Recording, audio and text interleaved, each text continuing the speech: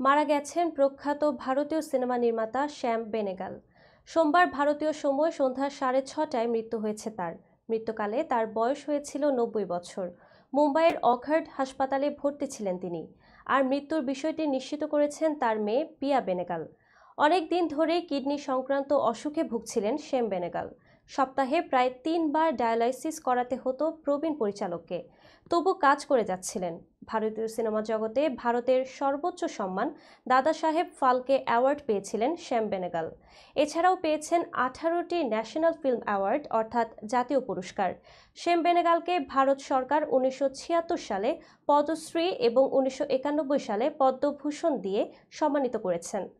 কিংবদন্তি এই পরিচালক গত বছর 2023 সালে বাংলাদেশ সরকারের অর্থায়নে Mujib the making of nation নামক একটি সিনেমা পরিচালনা করেছিলেন, যেখানে ভারত এবং বাংলাদেশের একাধিক অভিনেতারা অভিনয় করেছিলেন।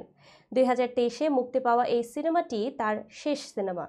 গত 14 ডিসেম্বর 90 বছরের জন্মদিন পালন করেন পরিচালক।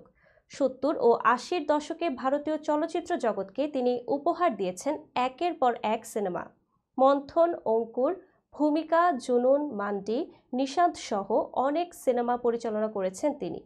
মাত্র 12 বছর বয়সে বাবার উপহার দেয়া একটি ক্যামেরা ব্যবহার করে প্রথম সিনেমা নির্মাণ করেন প্রয়াত পরিচালক।